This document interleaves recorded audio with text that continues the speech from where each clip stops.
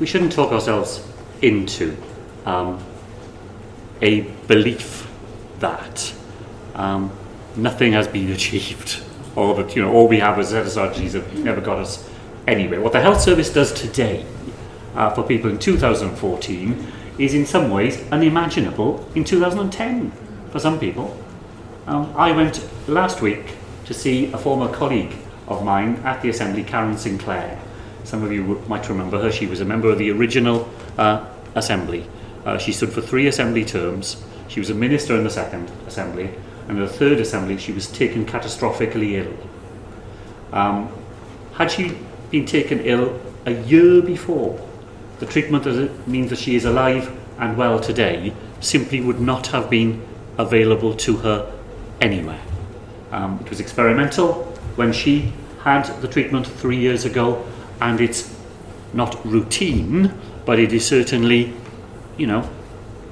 mainstream type treatment today. So it's easy to talk ourselves into the belief that somehow, the health service hasn't managed to do the things it wanted to do. Actually, it does a fantastic range of things, and more today than it's ever done before. But I'll pick up a couple of the other points. Elaine, just to start with yours. One of the fantastic things about the health service, and one of the reasons that it is so important to us, and important to us in Wales in a particular way, is that it's probably one of the last great democratic forums that we have. We live lives in which more and more people only rub shoulders with people who are like themselves. They live near people who are like themselves. They send their children to school with children who come from similar backgrounds. They may stand next to somebody in a football match or a rugby match from a different part of the social world, but the one place where you see everybody on an equal plane is when you go into a waiting room for an outpatient's appointment in the Heath Hospital, and you'll be sitting next to people there who you'll never meet, probably, in the rest of your life. I had to go into the maternity ward in the Heath over a weekend, a couple of weekends ago, and I just so enjoyed the hour that I was there, because what I saw was people from every single part of the city, all of them in a shared experience that was enormously important to them, and doing it alongside people who, many ways, they may never come across much again. And that great sense that what the NHS is that it is part of the glue that still manages to hold together a society which in so many other ways is sharply unequal, is part of why it is so important to us.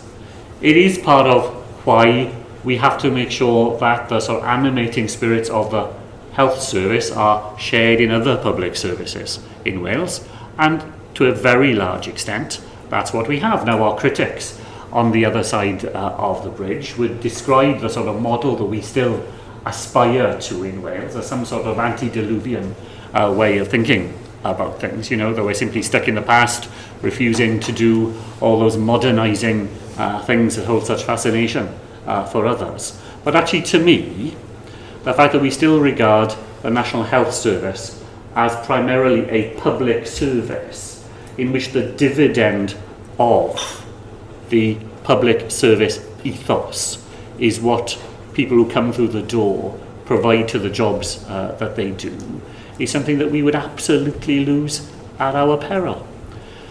We have to join that up with other services, and it is one of the things about devolution that we ought to celebrate. I work on a corridor with many of the ministers who would have a shared interest in what decent housing conditions would bring for our population. I do not have to travel across Whitehall. I don't have to make special arrangements to see them. I'm able simply to walk 10 yards from my office and open the door and talk to people about shared things. We may not do it well enough, and it may not be quite so easy to translate those conversations into joined up activity on the ground. But we have an opportunity to do that through devolution that is the envy of many other places, I think. Any further questions? Say me more, please. Ed Bridges from Prospect Cancer UK. You talked about how one of the core principles of Prudent Health is about not doing things that do no good. And I think we all agree to the kind of ambition and principle behind that. But of course, where does that leave those patients who are terminally ill within that debate? Alison Williams talked earlier about terminally ill cancer patients who the decision might be over a treatment that won't save their life, because you can't save their life, but it might postpone the point of death by 6 weeks. It gives them 6 weeks longer with their children or their grandchildren. Where do those people sit within the Prudent healthcare debate, and as a minister, how do you expect those balanced judgments to be arrived at? Two hands here, so the lady first, please.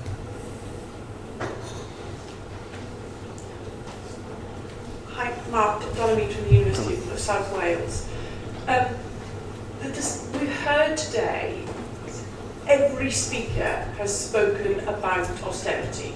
It's a real present danger threatening to affect all of our public services.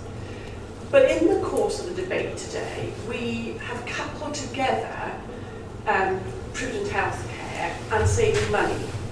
And I've started to feel very uncomfortable about that, because as I think carefully, I can think of ways of saving you money, and we can have a discussion about that in all kinds of ways that we can reduce the cost base with the NHS. But I think we also need to decouple it, because at its core and at its essence, it's about better outcomes for patients. And I think we're in danger of creating a narrative, because we don't disambiguate the two, that it's entirely about reducing the cost base because of the austerity that we're facing. Yeah. Okay. Okay, gentleman here.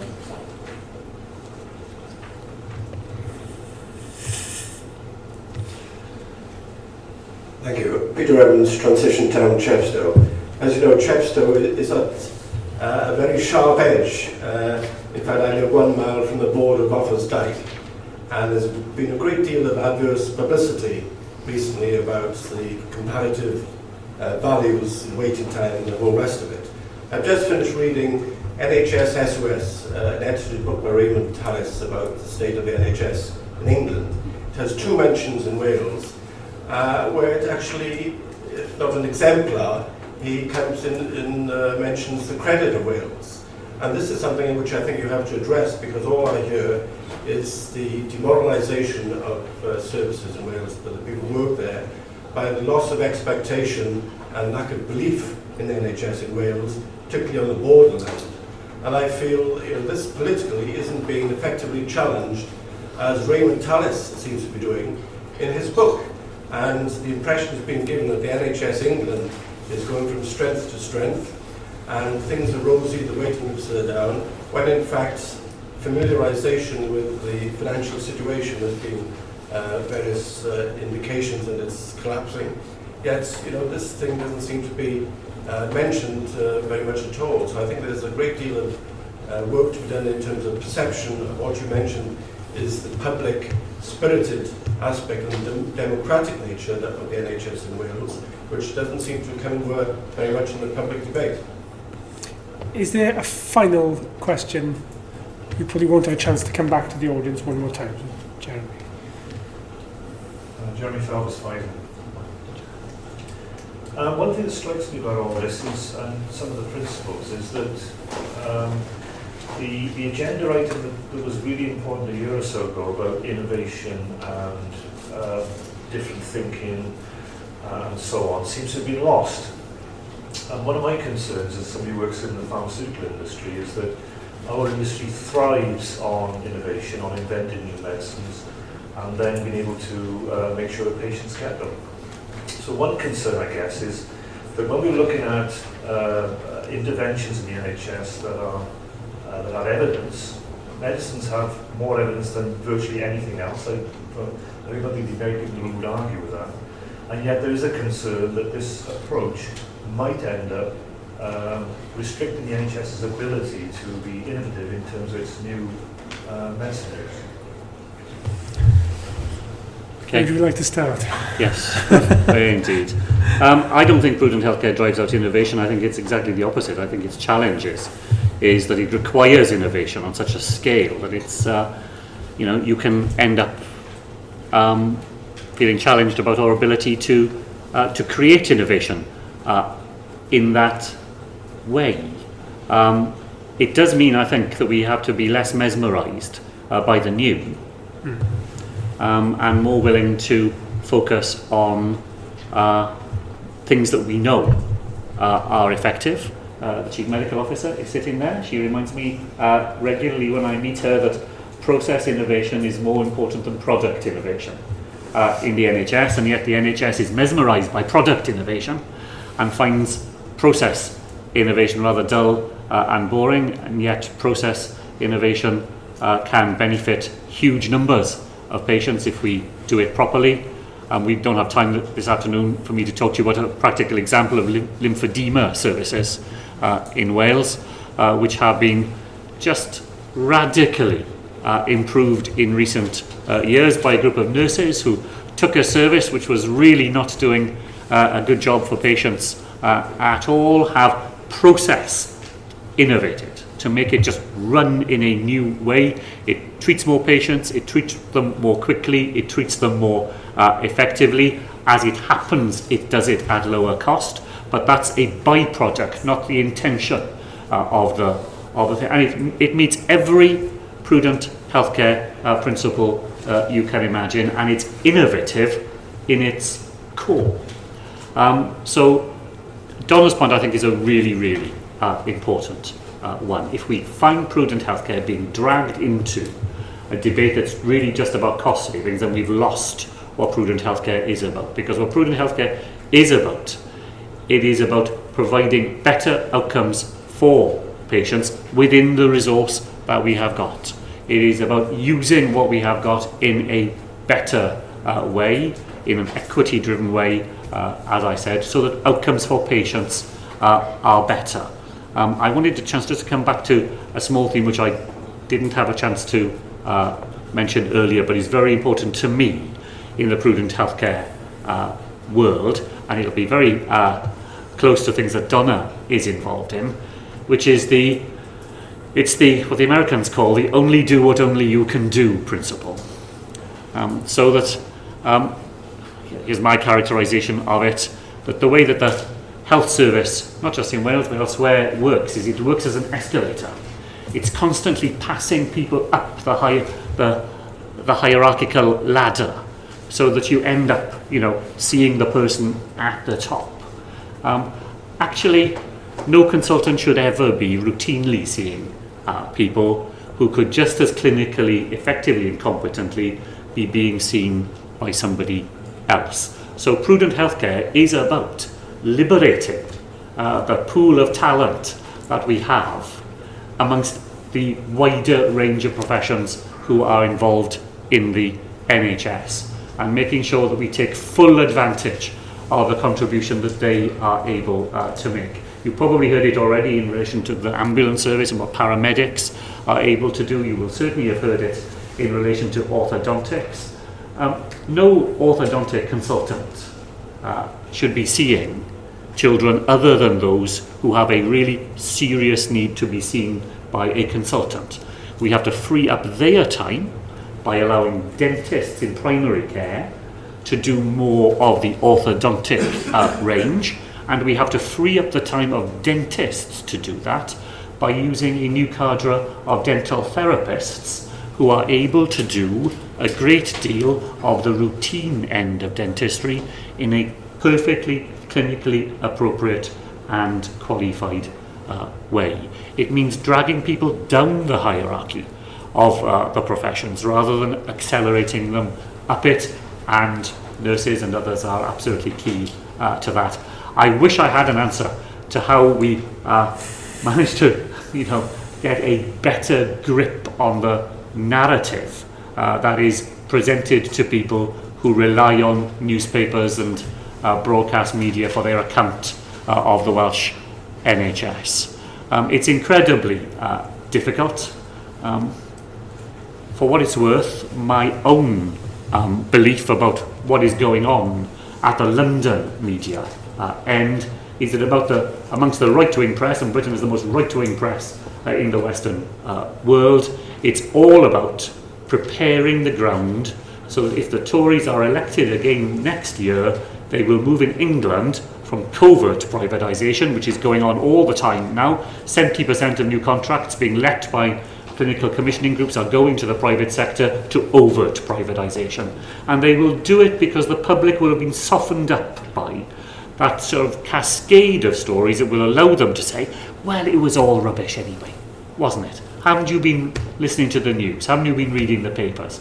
Haven't you been seeing that the NHS was a busted model in any case? Well, we will not be doing that here in Wales. And if there's a Tallis book in another 5 years against that sort of background, then the fact that we will have managed to preserve a national service, a planned service, a service that has health as well as illness as part of its ambition, that's provided by people whose motivation is public service rather than the extraction of private profit, then we will stand out even more as a beacon of what the NHS was meant to be than we do today.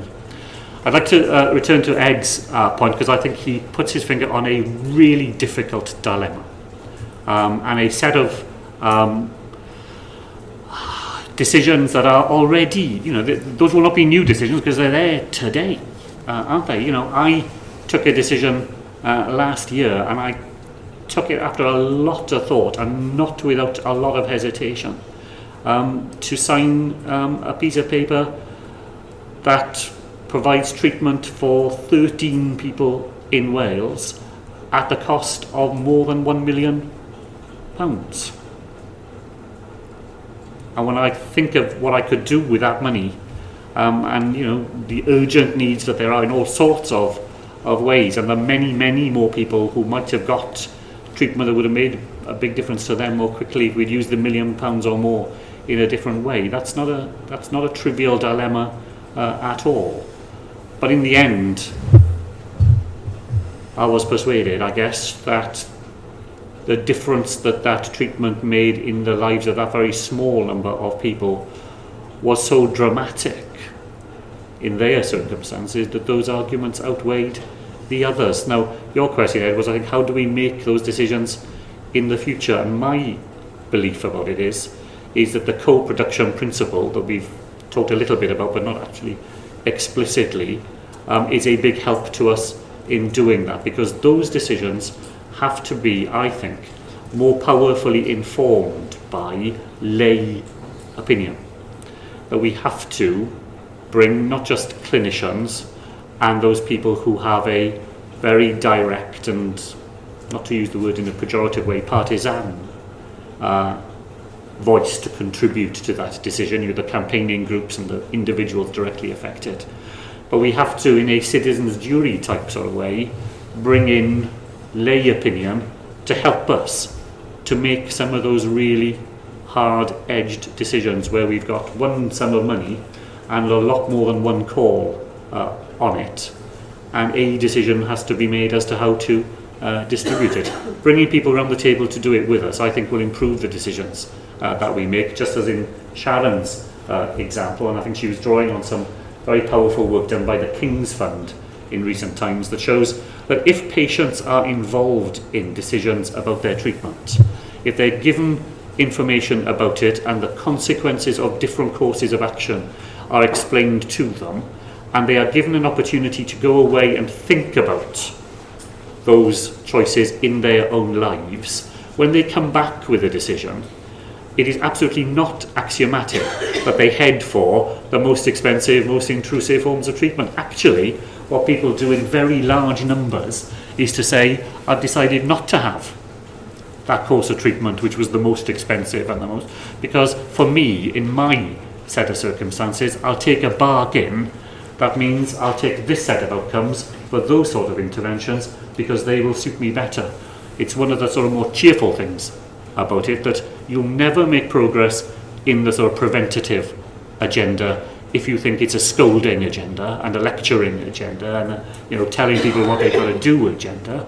But if it's an explanatory agenda and it's bringing people around the table to think things through with you agenda, then people make the right decisions far more than they make the wrong ones. So finally, it's been a fascinating afternoon, but this needs to be action focused. One of the questions that the Bevan Commission have asked us to put to the people here today is, what are they going to do on their organisations as a result of today to develop this agenda? What's your challenge, what's your plea to the people here? I think my challenge and my plea a bit is this. Look, we're still at the stage in Wales about debating prudent healthcare principles. When I was teaching would-be social workers, we used to talk about a process that people go through in which they go from storming to norming to performing. So we're still at the storming stage here. We're still debating. We're still trying to sort of make sure that we've got an agreed set of ideas between us, and over time that will settle down into a set of new norms for the way we do things, and then we'll have to perform against them. But at the moment we're about debating. So first of all, it's about people taking part in the debate, contributing their own ideas, helping us to shape some of these things, and then it's moving into the more intensely practical stuff, and probably the more difficult and challenging stuff of saying, if we've got principles of minimum harm avoidance, minimum intervention, a workforce in which you only do what only you can do. If co-production is to mean something that is not just a set of cosy, we'll chat together, but some hard-edged conversations with people, how do we apply those ideas in the services that we provide? There are some really good practical examples already of how this can be done. We're borrowing heavily from Canada, who've done more of the thinking than we have, and some of the ways that they are doing it. We hope to have the head of the Canadian Choosing Wisely Canada movement, which is a movement of Royal Colleges and medical academics in Canada to lead this over in Wales in the autumn. And then we've just got to, in the jobs that we do, think of ways in which we can apply a set of agreed and common principles to change the way that things happen. Mark Drakeford, thank you very much.